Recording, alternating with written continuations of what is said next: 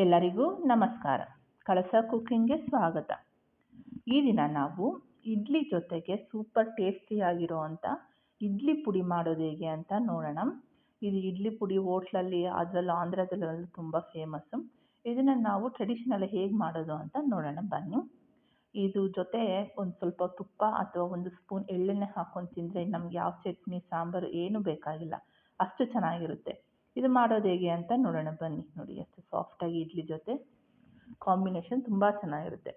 ಈಗ ಇದಕ್ಕೆ ಒಂದು ಬಾಣಲಿ ಇಟ್ಟು ಅದರಲ್ಲಿ 1 ಲೋಟದಷ್ಟು ತೊಗರಿಬೇಳೆ ಹಾಕ್ಕೊಳ್ಳಿ. ಈ ತೊಗರಿಬೇಳೆನ ಎಣ್ಣೆ ಹಾಕ್ದಿರೇ ಡ್ರೈ ರೋಸ್ಟ್ ಮಾಡ್ಕೊಳ್ಳಿ. ಎಣ್ಣೆ ಹಾಕ್ದಿರ ಈ ಥರ ಡ್ರೈ ರೋಸ್ಟ್ ಮಾಡಿಕೊಂಡ್ರೆ ನಾವು 2 ತಿಂಗಳ ಕಾಲ ಬೇಕಾದ್ರೆ ಈ ಪುಡಿನ ಇಡ್ಬೋದು. ಎಣ್ಣೆ ಹಾಕಿದ್ರೆ ಏನಾಗುತ್ತೆ, ಒಂದು 10 ದಿವಸದಲ್ಲಿ ತಿಂದರೆ ಚೆನ್ನಾಗಿರುತ್ತೆ, ಇಲ್ಲಾಂದರೆ ಸ್ವಲ್ಪ ಸ್ಮೆಲ್ ಸ್ಟಾರ್ಟ್ ಆಗುತ್ತೆ, ಅಷ್ಟು ಚೆನ್ನಾಗಿರಲ್ಲ ರುಚಿ. ಈಗ ಅದು ಡ್ರೈ ರೋಸ್ಟ್ ಆದಮೇಲೆ ಅದನ್ನು ಒಂದು ಪ್ಲೇಟ್ಗೆ ತೆಗೆದಿಡಿ. ಈಗ ಅದೇ ಬಾಣಲಿಗೆ 1 ಗ್ಲಾಸಷ್ಟು ಉದ್ದಿನಬೇಳೆನ ಹಾಕ್ಕೊಳ್ಳಿ, ಸೇಮ್ ಕ್ವಾಂಟಿಟಿ. ಇದನ್ನು ಇದೇ ಥರ ಡ್ರೈ ರೋಸ್ಟ್ ಮಾಡ್ಕೊಳ್ಳಿ. ಈ ಥರ ಗಮ್ಮಂತ ಅರೋಮ ಬರಬೇಕು. ಮೀಡಿಯಮ್ ಫ್ಲೇಮಲ್ಲೇ ರೋಸ್ಟ್ ಮಾಡಬೇಕಾಗುತ್ತೆ, ಇಲ್ಲ ಅಂದರೆ ಕಪ್ಪಗಾಗುತ್ತೆ, ಬೇಳೆ ಒಳಗಡೆ ಬೆಂದಿರಲ್ಲ.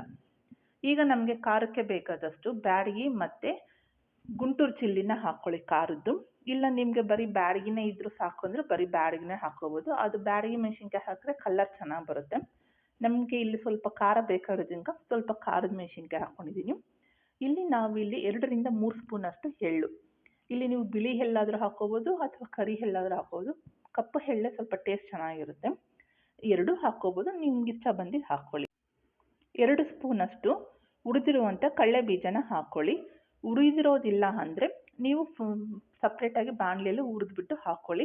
ಇಲ್ಲಿ ರುಚಿಗೆ ಬೇಕಾದಷ್ಟು ಸ್ವಲ್ಪ ಬೆಳ್ಳುಳ್ಳಿ, ಒಂದು 5 ರಿಂದ 6 ಎಸಳು, 1/4 ಸ್ಪೂನಷ್ಟು ಹಿಂಗು. ನೀವು ಇದು ಹಿಂಗು ಬೇಕಂದ್ರೆ ಹಾಕ್ಬೋದು, ಇಲ್ಲ ಸ್ಕಿಪ್ ಮಾಡ್ಬೋದು. ಕೆಲವರು ಇದಕ್ಕೆ ಹುಣಸೆಹಣ್ಣು ಸ್ವಲ್ಪ ಹಾಕ್ಕೊತಾರೆ, ಬಟ್ ಹುಣಸೆಹಣ್ಣು ಹಾಕ್ಕೊಬೇಕು ಅಂದರೆ ಹಾಕ್ಕೊಳ್ಳಿ, ಇಲ್ಲ ಅಂದರೂ ನಡೆಯುತ್ತೆ. ಇದು ಚೆನ್ನಾಗಿರುತ್ತೆ ಪುಡಿ ಪುಡಿಯಾಗಿ. ನೋಡಿ, ಇದನ್ನೆಲ್ಲ ಒಂದ್ಸಲಿ ಕ್ಲೀನಾಗಿ ತಣ್ಣಗಾಗಕ್ಕೆ ಬಿಟ್ಟು ಈಗ ಜಾರಲ್ಲಿ ಹಾಕ್ಕೊಂಡು ತರಿಯಾಗಿ ಮಿಕ್ಸಿ ಮಾಡ್ಕೊಳ್ಳಿ. ತುಂಬ ಪೌಡರ್ ಥರ ಇರಬಾರ್ದು, ಒಂದು ಚೂರು ಸಣ್ಣ ಚಿರೋಟಿ ರವೆ ಥರ ನಮಗೆ ಗರಿ ಗರಿಯಾಗಿ ಬಾಯಿಗೆ ಸಿಕ್ತಿದ್ರೆ ಚೆನ್ನಾಗಿರುತ್ತೆ. ನೋಡಿ, ಈ ರೀತಿ 2 ರಿಂದ 3 ನಿಮಿಷ ಹೀಗೆ ಪುಡಿ ಮಾಡಿ ಇಟ್ಕೊಂಡ್ರೆ ಸಾಕಾಗುತ್ತೆ.